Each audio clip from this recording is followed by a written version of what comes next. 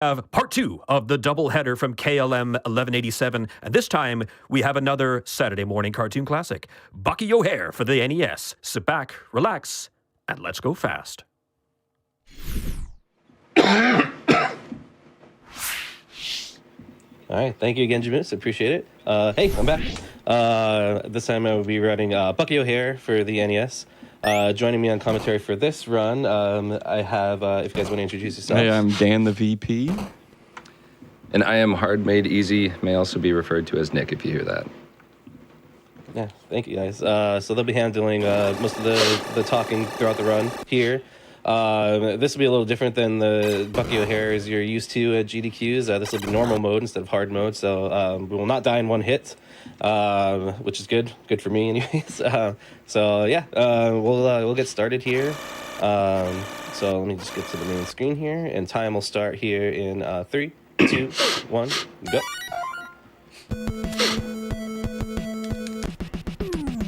Yeah, so as Sin, this was initially a comic in the mid-'80s, but then it was a cartoon in the early 90s. And the background for the story for this, but all you need to know is there's a bad robot named Complex, and he has sent the Toad Air Marshal to come in and capture Bucky. So the game actually starts, you don't have any of your friends. You have 4 other friends in this game. And so we are going to each planet to find each of our friends. So this is the green planet, and we need to find the robot Blinky, who is our, I think he's like not the first mate, but he's just one of the people in the crew. And so Green Planet's going to be, a lot of nice, easy platforming as we see KLM perform it at least. Yeah, it's a really good introduction to just the mechanics of the game. It's your normal Mega Man-esque kind of platformer. We're going to see a little time save here. You're supposed to go up on top. Oh, I waited a little too long. Okay, so we were supposed to jump on the log there. We'll be back to that point soon. I was thinking about there was a newer strat found where you can actually go the top route there to save a little bit of time. For some reason, I was thinking about that in my head, and I just forgot to jump on the log. So yeah, KLM was thinking about going for that harder strat, but it is like you can do everything perfect and still miss it. It's what's called like a sub-pixel level strat, where even if you are pixel perfect, it could still not work sometimes. So it's probably smart not to try for that one in the marathon. Well, now I wish I almost did because I died anyway. True. You're also going to see KLM picking some life tokens up here. So the life bar is going to go up, which will, since this is normal mode, we'll be able to use those damage boosts a little bit more and save a little bit of time. And those power-ups stick with you through on each character as we unlock them.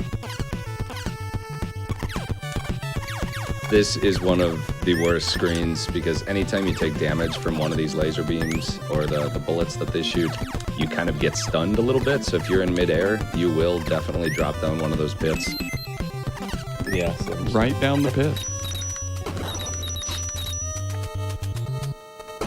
This first boss, you pretty much just need to sit around and avoid stuff in the beginning, and then when he does charge to the sides, you can pound a lot of shots into him. Turbo is mashing in this game, so you do want to get there's an optimal distance to be away, and then you just mash as fast as you can. Yeah. That's I remember to go left to blue. that was a really quick kill, and you can't really tell, but yeah. So now we got our first friend, and we're gonna go off to Blue Planet. We're gonna use Blinky to destroy some of these blocks that we wouldn't have been able to get through otherwise, and enjoy the ice physics of Blue Planet. Yeah. So we're doing a lot of ducking, like deliberate ducking to stop your momentum on the ice here coming up. So. Yeah, it is. Also, Go ahead. it's worth noting that Blinky's got a smaller hitbox, and all the characters we're going to use have unique hitboxes. Even though this was a NES game, you might not see that all the time, but it comes in handy quite a bit. Yeah, absolutely. And we are going off to get Jenny, the pilot and first mate. I love how this is totally an original cartoon. She is from the planet Aldebaran, which is totally not close to anything else that people have listened to before. Never. Whoa. But we pick up Blinky and Jenny first because overall they are the most useful. Jenny's used in a lot of the boss fights. Blinky is used in a lot of areas where you want to be able to shoot down, or like Dan was saying, there's a couple spots where having a smaller hitbox actually does help. And this part of the stage, you just need to sit here. The bombs will slowly take out the sides of the iceberg. Obviously not that smart. They probably should have just taken out the middle, but eventually we'll get it down enough where it'll just float off screen. You can also... A donation or two, you could probably use it as well. I'd be glad to. KT Balrog sends in $10. It says, been watching GDQ for years, and this is still the first time I've been able to donate. Thanks for the good times and good luck to all the runners. Save the animals. Is that still a thing? I think it's kind of appropriate. I mean, there's a $25. rabbit. Oh, go ahead. We got a rabbit and a duck, so... May I keep going? Yeah. All right. You can go to one more. $25 from Ratumba. I look forward to this event every year. I appreciate the event and everything it accomplishes. Keep up the good cause. Yep, I'll do better. Yep. All right, on to the boss of Blue Planet. These are, it's a pattern here where KLM's going to be dunking and jumping to avoid all of these rockets and the floor coming up on you, because you will get frozen in that if you're not jumping. Should take him out before we get to the spike screen up here if everything goes well. Yeah, it's a pretty simple pattern. You just need to get used to it and then mash a whole bunch. Mash a whole lot, yeah. It's going to be one of the last mashing bosses because we are going to get Ginny. And it's going to kind of change up our boss. We're going to level up the boss kills after this. Yeah.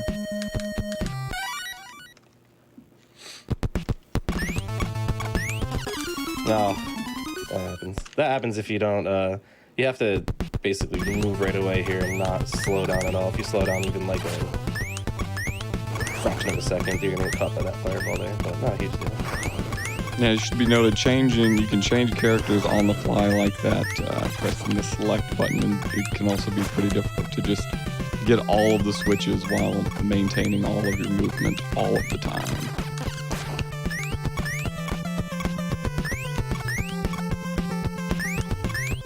We'd probably talk a bit about the power-ups for each of the characters. So each character has a unique ability they can use. You see that little power bar on the bottom. KLM is going to pick up some like power enhancers. You can see Blinky's bar is a little further along. It's bigger. You can end up getting a couple for each character, and that means their power will last for a little bit longer. Bucky. Yeah, I'm gonna deliberately grab one here with Jenny. We need her to get to full power as soon as possible. Yeah, her power is essentially this orb that can just chew through a lot of bosses. Blinky will do like kind of a horizontal diagonal jump, and Bucky gets a little bit of airtime. I think Bucky's is definitely the weakest, although it is still useful at times. And then Deadeye, who we're going to see soon as well, he will be able to grab onto walls, which is actually quite useful later on. So KLM's taking a bunch of damage through these last couple of screens on purpose because there's a death warp coming up where he's going to try to die, fall on a rock, and hit a screen transition that'll take him straight to the boss. This one's not as much of a time loss if you don't make it, but it's a big part of the run. And Red Planet is pretty tough, so. Yeah. Hopefully not miss this. You got to time everything and line it up all right to get to bait the shot at the very end.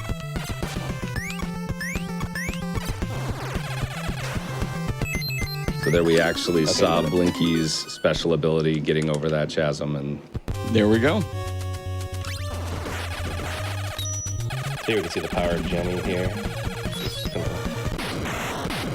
And that was the boss. He melts away that boss before we can even have time to talk about it. I'm really relieved that I got that death. I still don't know what that boss does. It's the only thing that you really need to watch out for when you're using Jenny's ability is if she takes damage, it will stop, and you need to kind of recharge. Yeah. So that can be a hassle. The ball is... And that will be relevant sometimes on this boss and then on a later boss as well. Yeah, the ball of energy is not very easy to control natively. Gotta get used to wiggling the D-pad a little bit to get it to go where you'd like to go. Yeah, oh yeah, it's actually pretty tough to control at first. KLM is actually like intentionally taking damage through these first couple screens. He wants to get down to 2 life if he can at the end of this screen because he's going to set up another death warp here. And this is the big one. This is the, skips more than half the stage. Oh yeah. If anyone's just played this game casually before, it knows like the infamous like roller coaster section. Yeah, there's a roller coaster auto scroller, which is just awful. Yeah, not only is it really slow, but it's actually pretty tough too. See more of what Ginny can do here with the this ball. Taking out the ball still really quickly. Yeah, you can do that in one cycle basically with one energy ball there. It's very tough though. I think I've only gotten it like one time, but that's just as good.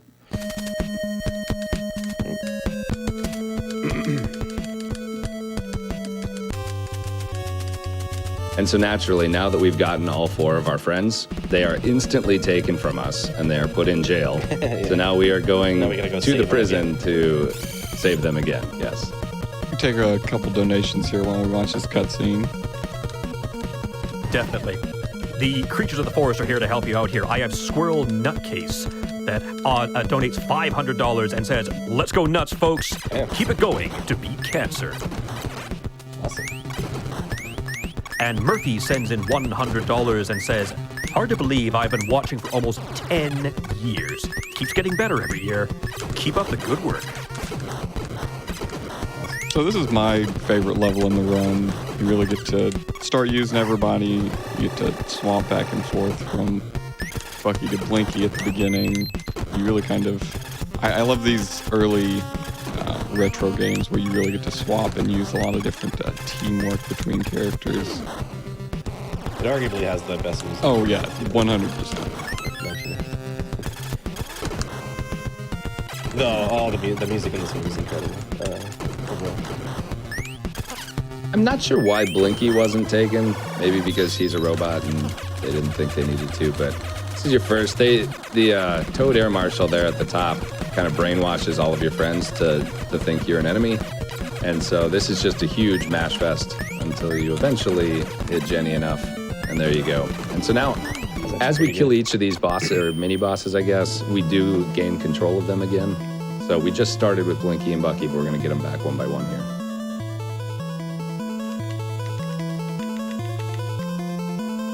Yeah, and then we'll have all of our friends for the last 3 levels of the game. So. Still Blinky doing the lion's share of platforming here, partially because he's the one that can destroy these blocks, but also the smaller hitbox. It's nice for avoiding those spikes. And what's a platformer without some disappearing Yoku blocks? You gotta kind of find your way through this. Of course, Kalen's played this at least once before, so he knows exactly where to go. And here's Willie. I don't know if you've really talked about him much yet this round, but he is one part of the crew as well. He's the engineer, even though I don't even think he's a teenager. He's like a super smart kid. I think in the lore he's like 12 or 13 or so, or in between around that age. He's got a charged he's shot. One of the more powerful characters in the game, for sure. We'll see him a lot at the end. He gets his time to shine. And all this is very intricate. You're trying to get these disappearing blocks to line up. Okay, so this is actually probably not intended, but there are a couple pixels you can get set up on horizontally where if you just hold up and shoot, you will avoid everything. Looks like Kalen is really close to it. You might have it now. I was actually lined up wrong there at the start, so I did take some damage, but it should be fine now. The rocks do damage. The spikes are instant kill, so... Yeah. So yeah, we probably have time for a few donations anyways, if you want to keep going. I have plenty here. Lauren sends in $25 and says, Bucky O'Hare was a big part of my childhood. Thank you for bringing a smile to my face, and thank you to all the runners, staff, and more. And Missacure sends in $5. It says, longtime watcher, second-time donator. Got a raise per January 1st, and mom is a survivor, so I support the cause. And I hope I'm pronouncing this correctly, Zfree sends in $100. It says, let's go, KLM. Thank you. We still have time if you have more. Yep, you got it. Serpio sends in $25. Watched for many years. Finally got to donate something here. Nothing better to do than to watch AGDQ while painting your tabletop miniatures. Keep up the great work. And I have $1,000 from Olympian One. It says, here's my traditional birthday donation to AGDQ. Keep up the great work in the fight against cancer. Let's go. Awesome. Thank you. Let's go. We're close to the end now. Right there, the exit signs for us. We get our last friend here. And once again, we are kind of getting up a little bit on there, not being at the bottom because Jenny would have been hit on the last couple bosses if she was standing just right on the floor level. That was actually scary on the auto scroller because I was in the wrong position at least 3 times, so I actually almost died there, which would have been a huge disaster time-wise. Anyway. Yeah, I was definitely not mentioning that. Let's just make it more intense, more of a moment. Yeah. I mean that section's otherwise really boring, so you gotta put some excitement on it, maybe. So now we're coming into the final stages. We're gonna go through the garbage chute, trying to escape this ship we've been imprisoned in.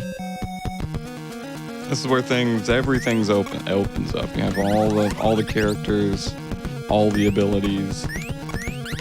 And like, it doesn't look like it, but those kind of frayed wires on the ground, there's like 4 of them in a clump. They will one-shot kill you. These chompers will one-shot kill you. Like, a lot of stuff here will one-shot kill you. Those jumps in the beginning are actually super tight, too. I almost just died right there, by the way.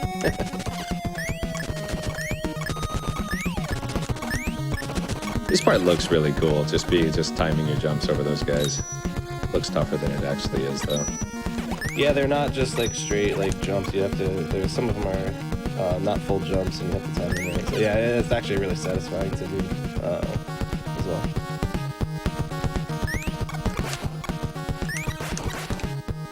So these little green dudes, see there's one on his head. You kind of have to jump into the spikes to get them off, and they will kind of mute all of your jumps and kind of have you move a little more sluggishly if you have one on you.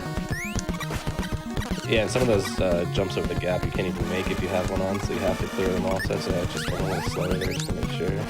Oh, a little too slow there. Yeah, that's a common place to die here because you gotta take time to get that power coin on Deadeye here because we want to be able to charge up his ability as well.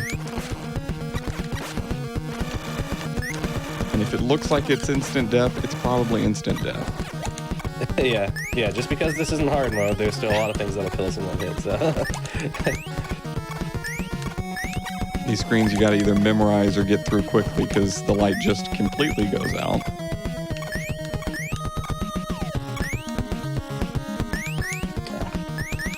This section we're trying to do a little less than intended strats here to make it quicker than standing on these platforms and jumping over.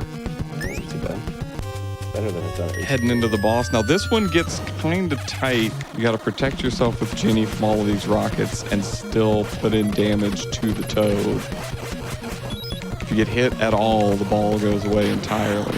And standing underneath it, if you don't get it in time, it's an instant kill.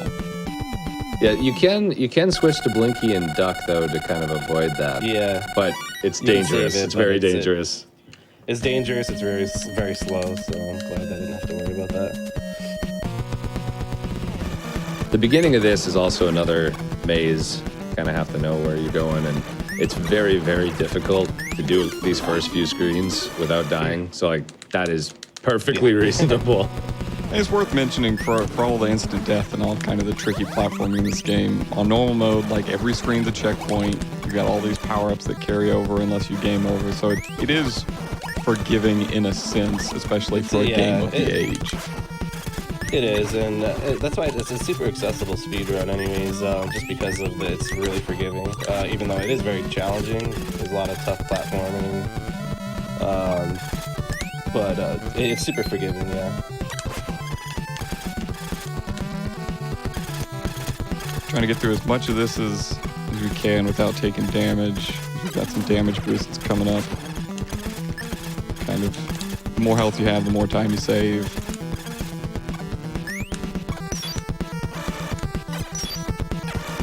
There'll be a lot of damage boosting through these guys, so Caleb kind of jumps over a couple of them to keep some of his health here. And they take out a chunk. Yeah. It's probably the toughest platform section in the game, in my opinion. Yeah. Everybody loves conveyor belts. That's a really tight jump under those spikes. Yeah. We're going to utilize Blinky's small hitbox. It's a little slower than like the fastest jet, but super consistent. I'm actually really glad I could do that in one try. It's probably the screen I practiced the most, honestly. Not only is it very fun to do, but it's also one of the hardest, as I said. So this is a series of kind of maze-like rooms here where every second or two it'll rotate 90 degrees. You're always going from the middle on the left to the bottom right there. You can see an opening that'll eventually kind of rotate to and you can get out, but Oh, shit. Messed that up there. It will spit you out Around again. into a pit. There we go. if you're not movement careful, wrong. Yep. Yeah, I actually I missed the exit on that first, so I had to go around again, but not a big deal.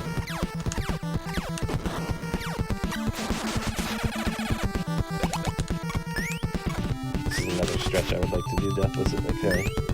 Yeah, the head of these snakes, if you will, are instant death as well. These enemies can spawn, so I'm doing a little bit of a manipulation here to get them out of my way. That's a really tight jump. Trying to like spawn them and move them back here a little bit so they're not like completely You annoying. don't want to get hit mid-jump. Right? Yeah. Alright, so we got there. That's pretty good. This is another kind of multi-phase boss we're going to use Ginny on to break down these turrets. Hopefully break down the glass so we can get at the heart of it. Shout outs to Mother Brain here. Yeah. Definitely a lot of inspiration from several sources. We got the good RNG. Nice. Dude. So that last phase can either shoot upwards or downwards. If it shoots upwards, you're able to kill it in one go there. If it shoots downwards, you're going to take a hit and then you have to charge another shot. But yeah, not bad.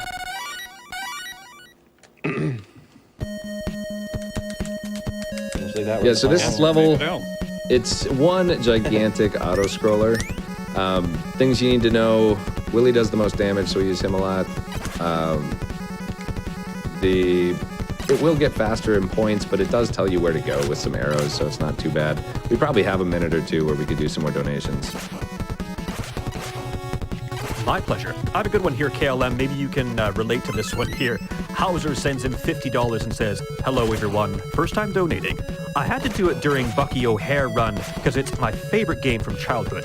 Funny stuff, I was stuck for several days at the Blue Planet after completing every other planet because I did not know that you can switch between characters. Imagine my surprise when I accidentally pressed the select button and switched to another character. Good luck to all the runners." Oh, I can definitely sympathize with that, yeah. $100 from Hollander Cooper. Amazing runs for an amazing cause. Thank you so much to everyone involved in bringing this event to life. Let's go! I was going to say, if it makes you feel better, even knowing how to switch characters and actually how to get through the stage, I still get stuck in the Blue Planet all the time, so... I have $28 from Lilac Fishy, donating $28 on my 28th birthday. Happy birthday. I'm so excited to be spending the day enjoying AGDQ. And I have $50 from Gaffy. I've seen GDQ events in the past via the official YouTube, but this year is the first I decided to come live and I've been able to donate. Can't wait for y'all to obliterate cancer. $10 from Crystal Wind. Yes, my childhood favorite Bucky O'Hare. I still love this game, but I can't wait to see this game destroyed. Thank you for all. Let's try that again. Thank you all for this amazing event, and greetings from Finland. Thank you, Crystal Wind. Okay, so here we are at the first of 3 bosses here on this stage, and there was a new strat that was just kind of discovered to make this quick kill a little more consistent. Yeah, a little faster too. Shout out to Sidetrack Kid for finding this one. I didn't really get it fully there, but it was definitely faster than it used to be. So. The last phase of this is just crazy. You just need to have your movement on to be able to keep hitting this head. It's like an interactive DVD. Good old DVD logo boss. So we'll get a life pickup and some extra lives before each of these bosses coming up. And the next boss is a process, and it's a little bit easier now with new strats to get through it first try, because if we don't, this whole sequence plays again, and it's just one big auto scroller. So the one cycle is really necessary. Yeah, so it used to be a lot harder, but I just want to shout out another. So I just want to give a shout out to Junkyard Dave for kind of workshopping this as well to make this just almost 100% consistent for normal mode anyway.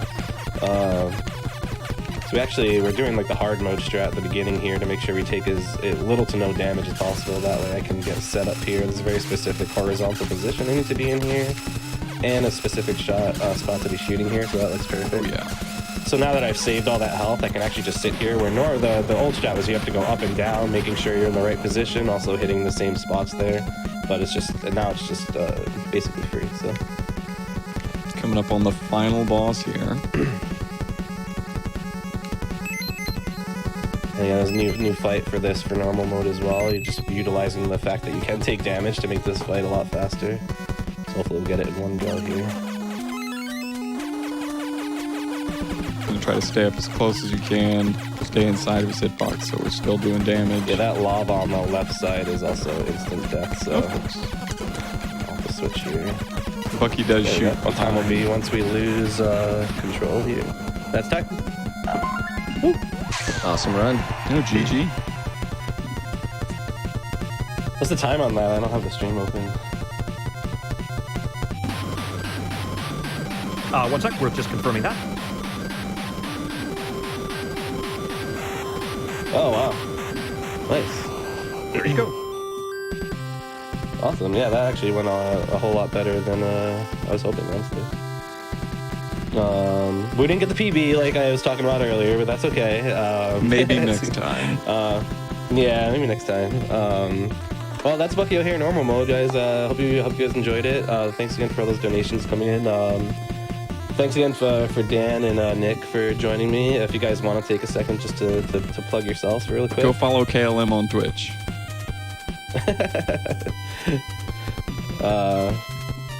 Yeah, thank you guys. Again, shout outs to the Bucky O'Hare speedrunning community. Junkyard Dave has put in a ton of work in the hard mode. He's just recently has a killer time in normal mode as well. Sidetrack Kid is a newer runner to the game, but he's an incredible speedrunner in his own right, so he's killing the game as well. And then the existing runners too, like Callum's world records in both categories are almost untouchable. Definitely worth a watch. The Retro Runner as well is another normal mode speedrunner that you guys should all follow too. But yeah, I think that covers it for my shoutouts here. Thank you. Thanks again to GDQ for letting me do these runs here. I do have one more coming up in just a little bit, but there's awesome runs in between there, so don't go anywhere. Stick around. The NES block continues next. Thank you.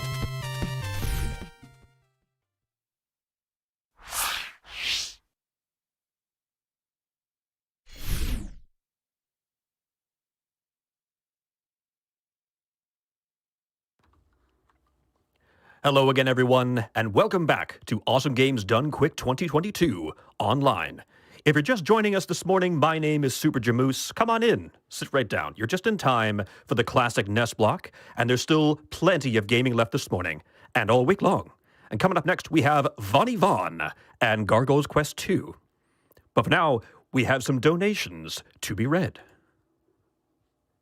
$50 coming in from Apple Mac, who says, another 25. Here you go. Actually, take another.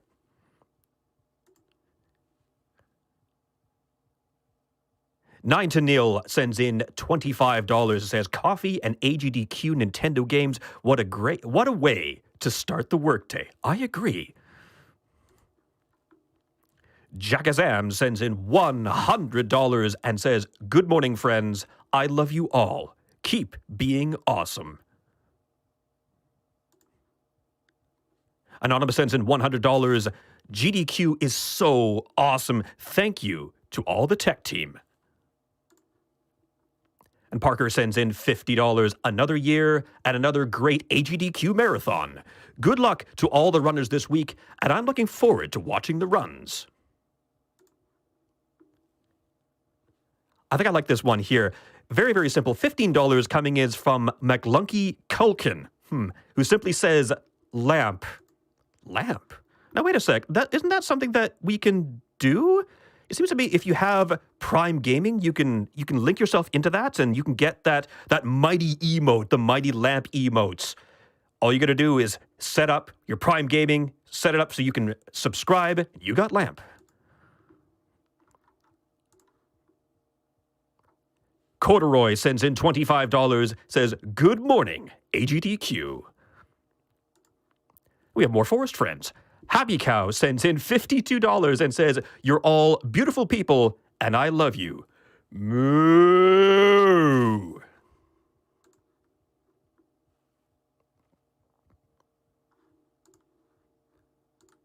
And being told we're being sent to a quick commercial break. We'll be right back with more AGDQ.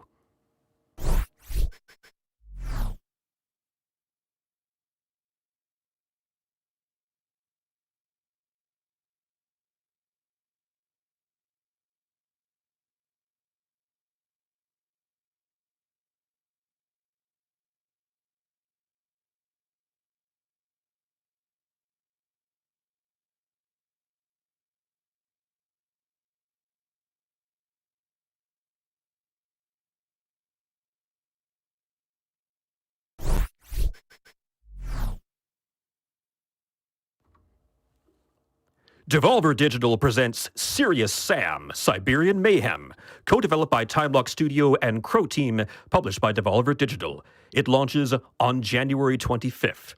Serious Sam, Siberian Mayhem took an unusual path, starting as an ambitious project from longtime Serious Sam community modding team Timelock Studio. It quickly evolved into a standalone expansion under the guidance of Crow Team.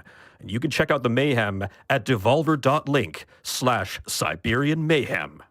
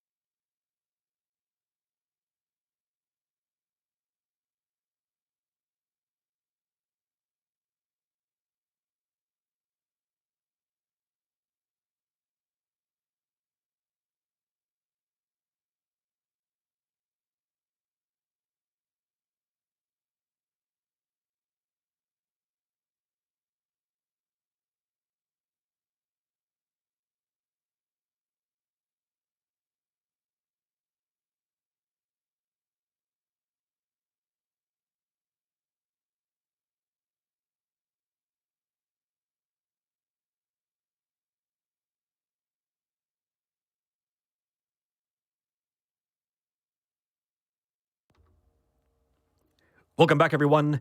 Time to send us off to the interview team. We have Vonnie Vaughn to tell us all about his upcoming run. Let's have a listen.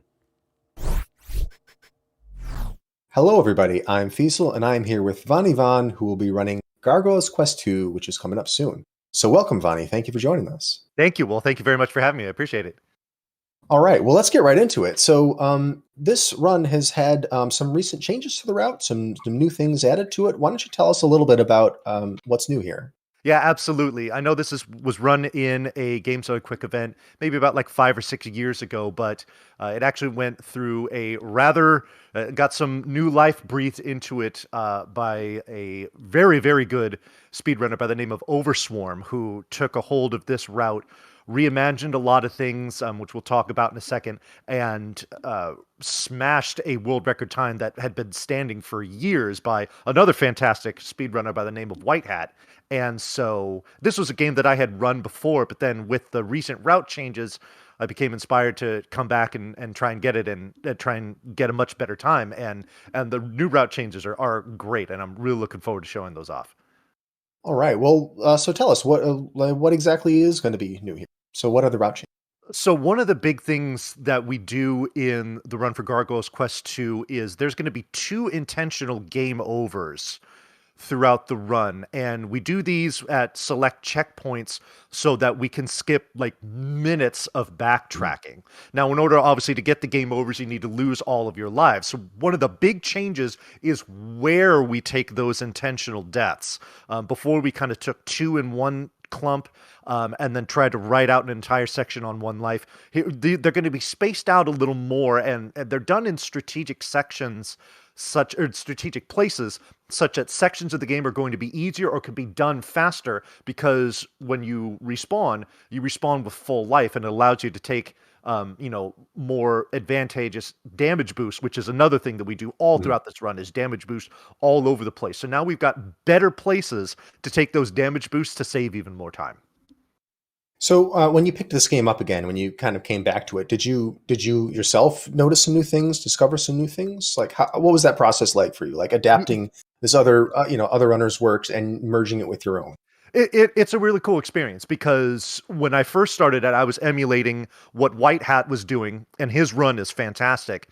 And what Overswarm did with a lot of the rerouting, obviously there were some big changes there, but where I came in was kind of somewhere in between, where I made kind of a little changes when it comes to certain platforming and the way that you do certain fights and whatnot, to just little tweaks here. I mean, the fine tuning that's been done on this run is pretty significant. So the optimization level here is very, very high, and to see that in to still see it in, an NES game, which is 30 years old, that they're still finding a way to really tweak and fine tune things to make the run even faster. It's just really cool to see. And it's, it's awesome to be a part of it and to be doing it, and especially to be doing it for AGDQ.